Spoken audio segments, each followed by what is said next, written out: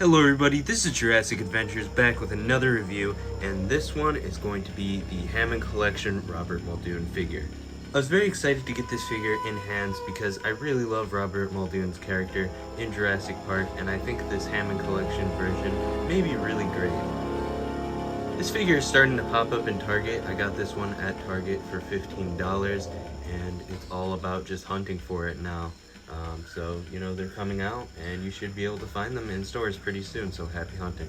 But starting off with the box, it is your standard Hammond Collection box. As you can see, we have that T-Rex in that shiny black on that matte black. We have the Jurassic Park 30th anniversary sticker right there. We have the Hammond Collection logo, Robert Muldoon, and of course that open window packaging with the plastic front. You can see on the side here, we have Hammond Collection, and we also have Jurassic Park logo and then Robert Muldoon in that render.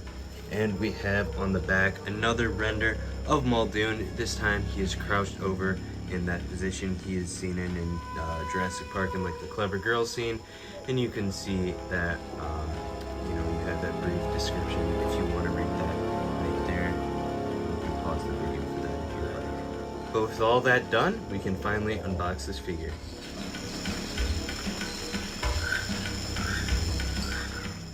Here is Muldoon out of the box. The first thing I'm going to do is just start off by taking a closer look at this figure.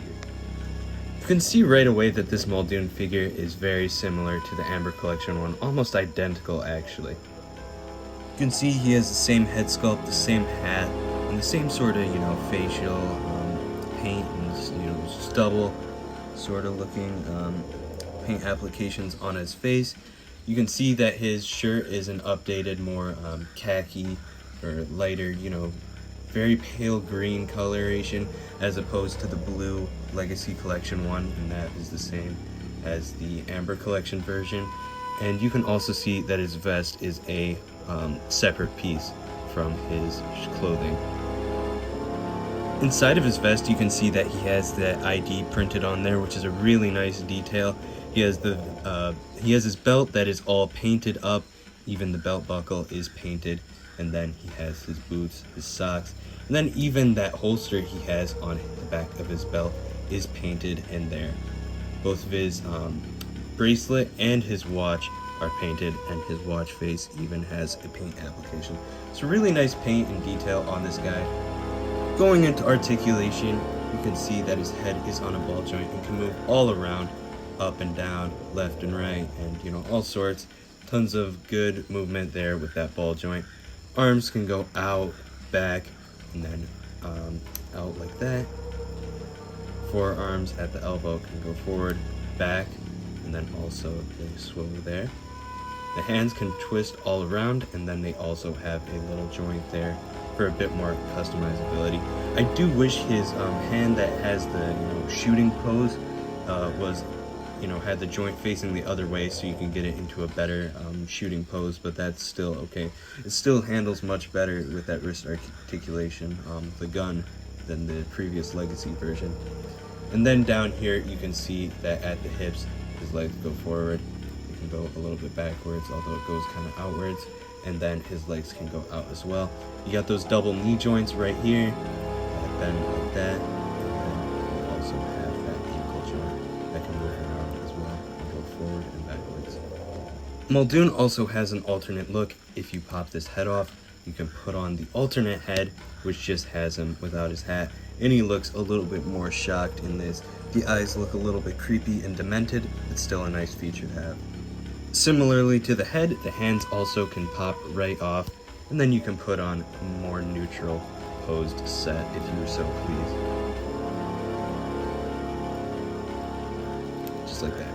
And then one more feature you can do if you really want to, you can just pop his arms right off like that. And then you can pop his vest off, so you can have it so he just has his uniform on and not that vest that he's wearing. Like so. All of those changes we just made, I reversed so I can show you the last accessory, and that is this Spaz 12. This one is a little bit more detailed than the Legacy version, I would say, and it is great that they include this instead of the shock rod like they did on the Amber Collection release, as this is his iconic weapon throughout the film. This one does include a strap, and this one is very rubbery. However, one thing I don't like about this gun is it does get a little bit warped in the box. I used just a little bit of warm water and then immediately put it into cold water and sort of formed it back to the shape it should be, and it looks pretty good. But I really don't like that it bends in the box, because I mean, I looked at these things in store and pretty much all of them were bent in some sort of way. You can hold the gun pretty decently, but one thing I will say is I do wish that strap was removable, just so you have the option to not have it on there if you want, because it can be a little bit, big looking sometimes. Starting off with size comparisons, we are going to compare Muldoon to this Hammond Collection LE figure. Next, we have my custom Hammond Collection Velociraptor with a replaced head. That we have the Hammond Collection Parasaurolophus.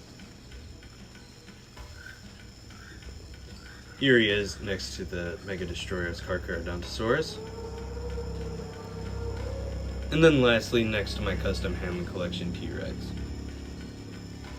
For my final thoughts on this figure, I think it is a really nice addition to the Hammond Collection. I really like that we have an alternate version of Robert Muldoon that has a lot more customizability, as he is one of my favorite characters from Jurassic Park. For $15, I think this figure is actually one of the more solid Hammond Collection humans that we've got so far, and I think the likeness is pretty decent. Overall, I would recommend this guy. If you enjoyed this review, please leave a like, comment, and subscribe. This is Jurassic Adventures, and I'll see you in the next video.